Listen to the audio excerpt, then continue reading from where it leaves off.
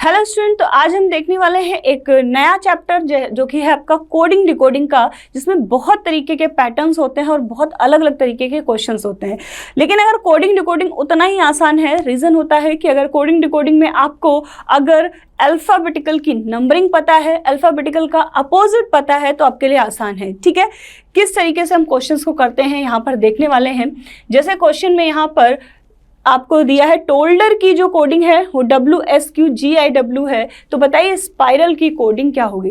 तो उसके लिए बस एक ही तरीका है कि क्यों ना आप पहले टोल्डर और इसकी कोडिंग में अगर पता चल जाए कि इन दोनों के बीच क्या पैटर्न चल रहा है, उसी तरीके से हम सेम पैटर्न पर इसका आंसर निकाल देंगे। तो पहले हम देखेंगे कि जो TOLDER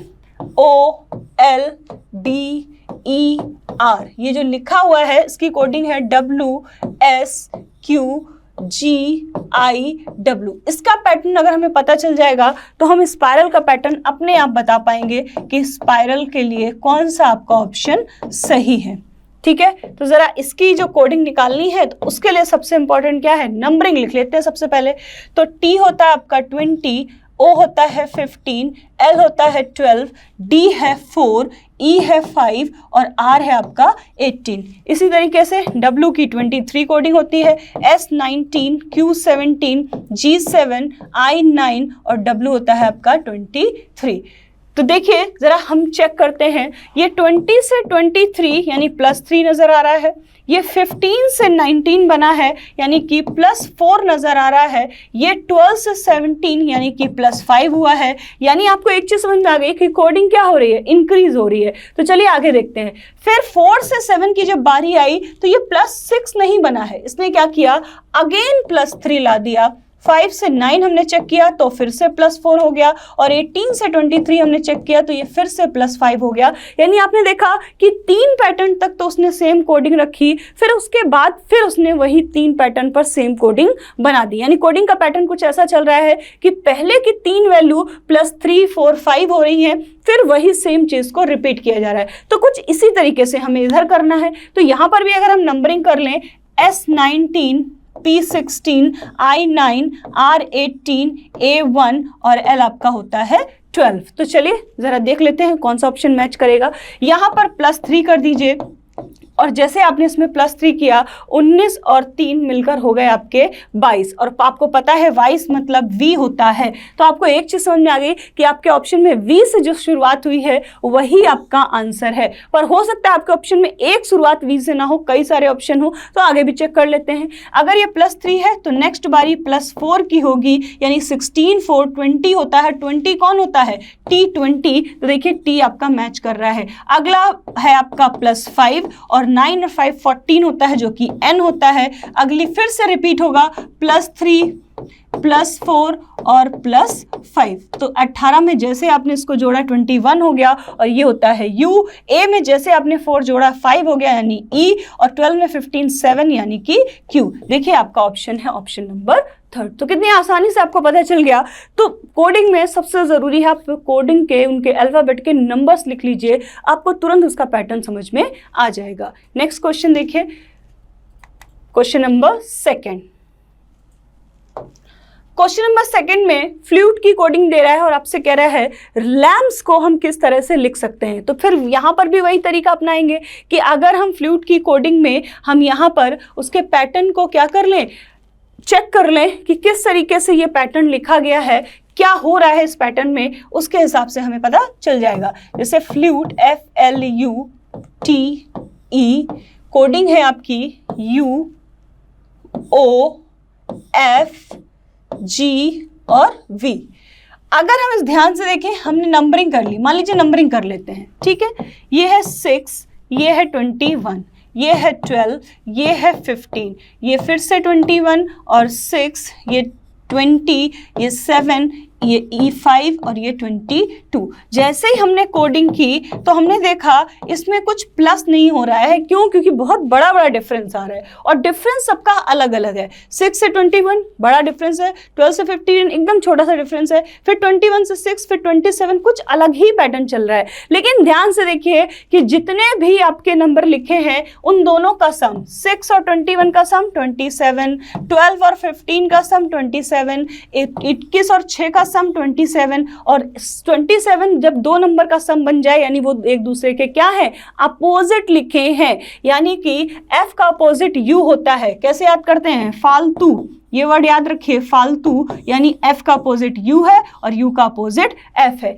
e का अपोजिट v, इवनिंग, ठीक, gt रोड याद रखिए, gt, तो t का अपोजिट g और g का अपोजिट t। यहाँ पर भी फालतू लिखा है lo, लव, यानी इसको याद रखिए, l का अपोजिट o का अपोजिट l। तो ये सब क्या है, एक दूसरे के अपोजिट लिखे हुए हैं, यानी यहाँ कोई नंबरिंग या कोई पैटर्न नहीं चल रहा है, रिवर्स लिखा हुआ है। तो बस ठीक है, यहाँ पर लैम्प्स लिखते हैं LAMPS, तो लैम्प्स में जरा अपोजिट लिखते हैं। अगर अपोजिट आपको नहीं याद है तो भी आप इसकी नंबरिंग कर लीजिए और वैसा कोई नंबर ढूंढिए जो मिलकर उसके साथ 27 बना रहा हो। L का अपोजिट O होता है, ठीक है, A अजीज, A का अपोजिट Z होता है, M मैन, M का अपोजिट N होता है, P जो होता है KP यानी कि कुर्ता पैजामा, तो P का अपोजिट K होता है, S जो होता है वो हाई स्कूल यानी H का अपोजिट S होता है। ये आपका सही आंसर है OZNKH, OZNKH आपको मिल रहा है ऑप्शन नंबर 4 में। तो इस तरीके से आपको अगर रिवर्स पता है, नंबरिंग पता है तो बहुत आसान है आपके लिए कोडिंग। नेक्स्ट देखिए क्वेश्चन नंबर 3। क्वेश्चन नंबर 3 कह रहा है induce is written as, induce की कोडिंग दी है, आपसे डिफेक्ट की कोडिंग पूछी है, तो फिर से वही तरीका है कि आप सबसे पहले क्या करिए, उसको नंबरिंग में कर लीजिए। आप उन दोनों की अगर नंबरिंग लिख लेते हैं तो आपको क्लियरली पता चल जाएगा इसकी कोडिंग क्या है। जैसे INDUCE और इसकी कोडिंग दी है MRHYGI, ठीक, और निकालनी है कोडिंग आपको डिफेक्ट की, यानी DEFECT। चलिए जरा नंबरिंग कर लेते हैं। नंबरिंग करते ही हमें पैटर्न तुरंत समझ में आने लगेगा। I होता है 9, N होता है 14, D है 4, U 21, C 3 और E 5। यहाँ पर M है 13, R 18, H 8, Y होता है आपका 25, G होता है 7 और I 9। तो जरा देखिए यहाँ पर क्या पैटर्न चल रहा है। जब 9 से 13 हम गए तो हमने देखा +4 हुआ है, 14 से 18 गए तो फिर से +4 दिख रहा है, 4 से 8 गए यानी +4, तो यानी आगे क्या पैटर्न है, +4, 21 से 25 +4, 3 से 7 +4, 5 से 9 भी +4 है, यानी कि जो भी आपका आंसर है वो ओनली +4 के बेसिस पे आ रहा है। तो यहाँ पर नंबर की करिए D4, E5, F6, E5, C3, T20, तो भाई +4 करते जाइए। 4 + 4 यानी 8, 8 होता है H, 5 + 4 यानी 9, 9 कौन होता है I, 6 + 4 यानी 10 और 10 होता है आपका J, 5 + 4 यानी कि 9, तो E का फिर से आपका I बन जाएगा, और C + 4 यानी 7 और 7 होता है G, T + 4 यानी 24 और 24 आपका होता है यहाँ पर X, ठीक। तो ये आपका करेक्ट आंसर है HIJIGX, ऑप्शन नंबर 3 आपका करेक्ट आंसर है। नेक्स्ट देखिए, नेक्स्ट देखिए यहाँ पर कह रहा है in a certain code language makers is written as and singer is written this and now trader is, इस बार 2 कोडिंग दे दी है, तो दोनों के पैटर्न चेक करिए, दोनों के पैटर्न ऑलमोस्ट सेम आने चाहिए तभी आप तीसरे की कोडिंग बता पाएंगे। तो जरा देखिए कैसे लिखा है मेकर्स MEKERS और उसकी कोडिंग है KAMSRE। अगर ध्यान से देखें तो यहाँ पर कोई आपको अपोजिट नहीं नजर आ रहा है या कोई नंबरिंग की जरूरत नहीं है। देखिए यहाँ पे 3-3 का पैटर्न बनाया है इन्होंने, K को ये लिख दिया है, A को एज इट इज रखा है, M को इस तरह से लिखा है, E को फिर से इधर लिखा है, S को उल्टा किया और R को ऐसे रखा है। ये कोडिंग चल रही है। जरा दूसरा भी चेक कर लें क्या सिंगर में भी सेम कोडिंग है, क्योंकि अगर हमें सिंगर में सेम कोडिंग मिल गई तो हम ट्रेडर को भी लिख सकते हैं। तो जरा देखिए SINGER और कोडिंग है NISREG। तो देखिए वही कोडिंग है, वही पैटर्न दिया हुआ है, यानी कि NSI क्या कर रहे हैं, 3-3 के पैटर्न को क्रॉस कर रहे हैं, RE और G। सॉरी यहाँ पे जी होगा, ठीक। तो बस ट्रेडर की कोडिंग आपको मिल गई, आपको कोई ऑप्शन चेंज नहीं करना है। आपको यहाँ से देखिए ये तो शुरुआत होगी ए से, फिर होगा आर, फिर होगा टी। यहाँ पे शुरुआत होगी आर से, फिर होगा ई और फिर डी। तो ए आर टी, हाँ ये रहा आपका ऑप्शन नंबर सेकंड। आपका option number second correct answer है। तो देखिए ऐसा भी होता है कि आपकी कोडिंग में कोई नंबरिंग, कोई रिवर्स नहीं दिया है, केवल क्या किया है, जो कोडिंग दी थी उसको ही बस उसकी प्लेसेस को क्या कर दिया है, प्लेसेस को चेंज कर दिया है। चलिए नेक्स्ट देखते हैं क्वेश्चन नंबर 15।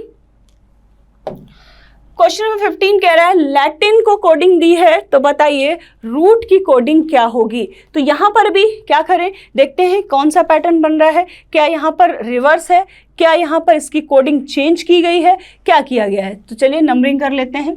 हमने लिखा LATIN, कोडिंग है ODWLQ, और रूट की कोडिंग आपको बतानी है ROUTE। चलिए नंबरिंग करेंगे। L है आपका 12, A है 1, T है 20, I है 9, N है 14। ये है 17, 12, 23, D4 और I O आपका होता है 15। अगर हम देखें 12 से 15 कब बना, +3, 1 से 4 कब बना, +3, 20 से 23 +3, 9 से 12 +3 और 14 से 17 यानी +3। आपको पैटर्न समझ में आ गया कि पूरे पैटर्न में +3 हो रहा है, तो फटाक से बस इसका +3 कर दीजिए। R 18 है, तो भैया जैसे हमने इसमें +3 किया तो ये क्या हो गया 21, यानी U से शुरुआत होगी। तो आपको ऑप्शन नजर आ रहा है, एक ही ऑप्शन है U से, ठीक। O होता है 15 और इसमें +3 किया तो 18 हो गया यानी R। U होता है 21, +3 किया तो 24 यानी X। T होता है 20, +3 किया यानी W। E होता है 5, +3 किया तो 8 यानी कि H, यानी आपका ऑप्शन नंबर सेकेंड बिल्कुल करेक्ट है। तो कोडिंग का कैसा भी क्वेश्चन आ जाए उसको करने का तरीका बहुत आसान होता है। सिर्फ आपको क्या करना है कि कोडिंग के नंबर्स याद रखने हैं और उनके रिवर्स को फॉलो करना है, रिवर्स याद रखना है, ठीक है। और बाकी क्वेश्चन को प्रैक्टिस करती है। मिलते हैं नेक्स्ट वीडियो में। जय हिंद।